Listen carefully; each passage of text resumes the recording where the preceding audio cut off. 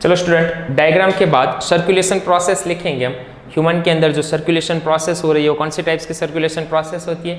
Double circulation process. तो double circulation process के बारे में स्टूडेंट्स हमें यहाँ पर एक्सप्लेन करना है। Double circulation. What is the meaning of the double circulation? During the complete cycle of the blood, during the one complete cycle of the blood passes twice in heart. जब blood complete एक बार पूरे body में circulate हो रहा है one cycle, उस वक्त heart दो बार ब्लड हार्ट में 2 टाइम्स आता है।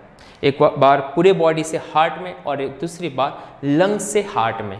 तो हार्ट में जो 2 टाइम्स यहाँ पर वन साइकिल के वक्त ब्लड आता है, so it's known as the double circulation.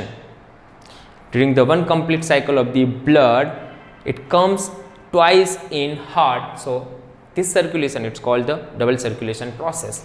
अब सबसे पहले हम oxygenated blood and deoxygenated blood students separate form में हमारे बॉडी में ट्रांसपोर्ट होता है। जैसे राइट साइड जो है, राइट साइड में पूरा डीऑक्सीजनेटेड ब्लड ट्रांसपोर्ट होता है एंड लेफ्ट साइड में जो है वो ऑक्सीजनेटेड ब्लड ट्रांसपोर्ट होता है। इसका पाथवे लिखना और समझना बहुत जरूरी है स्टूडेंट। सबसे पहले हम लेफ्ट साइड पर लिखेंगे circulation of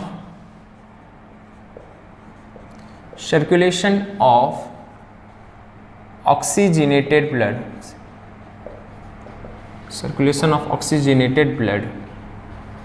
Oxygenated blood it means lungs के अंदर during the respiration process, breathing के वक्त क्या हुआ था, लंग्स के अंदर ऑक्सीजन आया, ऑक्सीजन एल्वियोली के अंदर ब्लड के अंदर पास हुआ और वो ब्लड ऑक्सीजनेटेड ब्लड उसे बोलेंगे हम। जैसे हमने ब्रेथ इन किया तो ऑक्सीजन लंग्स के अंदर, लंग्स के एल्वियोली के अंदर है, एल्वियोली के अंदर जो ऑक्सीजन है वहाँ पर ब्लड कैपिलरीज आई और वो ब्लड के अंदर ऑक्सीजन पोर्ड हो गया और वही blood through the pulmonary vein, lungs से थ्रू द पल्मोनरी वेन, और कौन सा ब्लड स्टूडेंट बहुत इंपॉर्टेंट है, ऑक्सीजनेटेड ब्लड किस में ओपन होगा, लेफ्ट एट्रियम। तो सबसे पहले student from the lungs blood कहाँ पर एंटर हो, किसके थ्रू पास होगा, पल्मोनरी वेन। पल्मोनरी वेन से किस में ओपन होगा student, it's enter into the left atrium. Simple से आसान तरीके से लिखना है। लंग्स के अंदर से through the pulmonary vein blood comes into the left atrium. अब धीरे धीरे ब्लड इसके अंदर एंटर हो रहा है लेफ्ट साइड से एंड राइट साइड से pulmonary vein oxygenated blood carry करेगा और इसमें धीरे धीरे ब्लड फिल हो रहा है। उस वक्त ये रिलैक्स कंडीशन के अंदर है, आराम से अब ब्लड जब फिल होगा इसके अंदर कंप्लीट तो ये पंप करेगा। लेफ्ट एट्रियम के अंदर क्या होगा स्टूडेंट, अब कॉन्ट्रैक्शन होगा, लेफ्ट एट्रियम ब्लड से फिल हो गया, लेफ्ट एट्रियम के अंदर अब कॉन्ट्रैक्शन होगा, लेफ्ट एट्रियम कॉन्ट्रैक्ट। जब ये कॉन्ट्रैक्ट होगा स्टूडेंट तो ब्लड कम्स इनटू द, कहाँ पर आएगा, लेफ्ट वेंट्रिकल। किसके थ्रू, वाल्व। कौन सा वाल्व है स्टूडेंट दोनों के बीच में, through the bicuspid valve. Through the bicuspid valve blood comes into left ventricle and through bicuspid valve. Through bicuspid valve blood comes into the left ventricle. अब left ventricle से blood student यहाँ पर enter होगा, it's called the aorta. Aorta के opening के ऊपर भी student एक वाल्व होता है, it is a semi lunar valve. Semi lunar valve, semi lunar means जो मून है उसका half parts, lunar means moon और उसका हाफ पार्ट्स कैसे दिखता है, बस वैसे ही सेमी ल्यूनार वाल्व यहाँ पर ऑब्जर्व होता है, so it's known as the semi lunar valve. तो सेमी ल्यूनार वाल्व से ब्लड कहाँ पर एंटर होगा स्टूडेंट, ब्लड यहाँ पर आए, यहाँ से यहाँ से ब्लड एंटर होगा in aorta. It is a large arteries, यहाँ पर ब्लड एंटर होगा, फिर यहाँ से ब्लड ऑक्सीजनेटेड ब्लड बॉडी के हार्ट के अपर पार्ट्स में जाएगा और फिर यहाँ से बॉडी के लोअर पार्ट्स में ट्रांसफर होगा। तो लेफ्ट वेंट्रिकल्स के बाद ब्लड किसके अंदर जाएगा students, it's pass into aorta and aorta से ऑक्सीजनेटेड ब्लड कहाँ पर जाएगा, transport in body in different parts of body.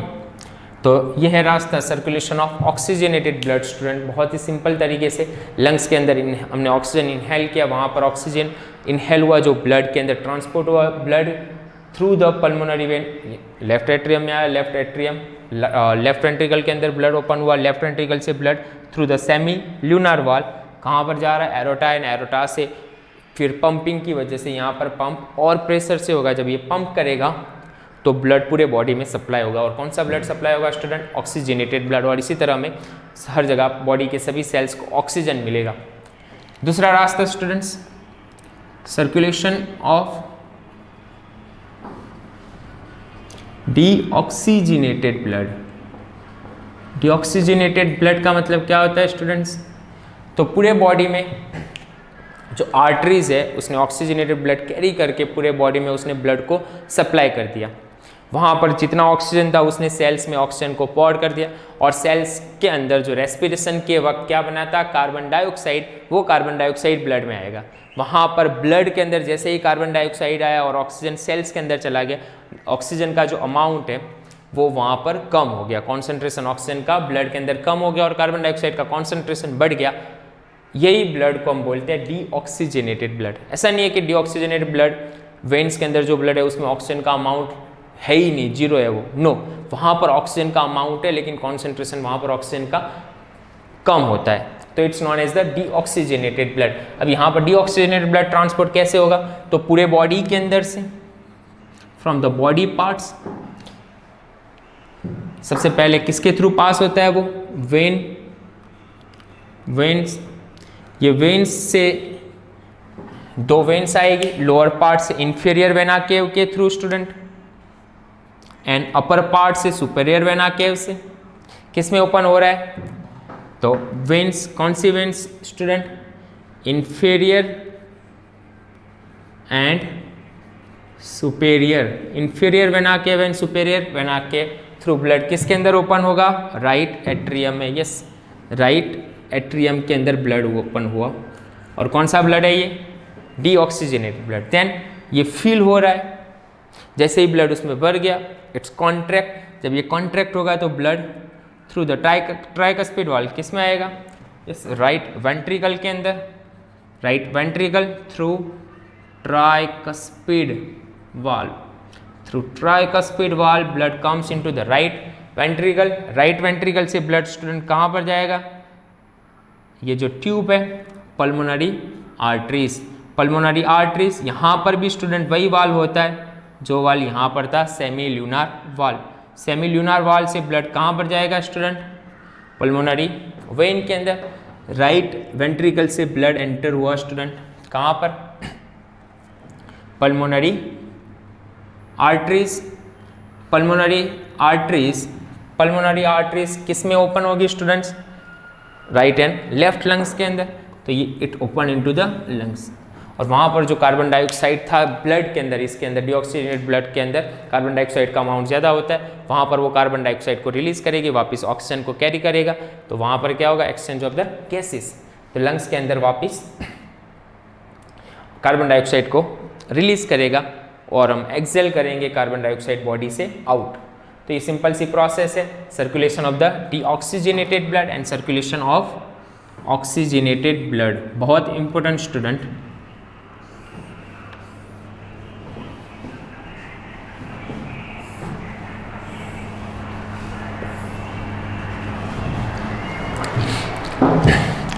ये प्रोसेस जो होती है स्टूडेंट्स एक दूसरे को पैरेलल होती है। ये दोनों प्रोसेस एक दूसरे से पैरेलल होती है। जैसे राइट एट्रियम के अंदर ब्लड है, ब्लड जैसे बॉडी से फील हो रहा है धीरे धीरे, उसी वक्त क्या होता है लेफ्ट एट्रियम के अंदर भी ब्लड फील होगा।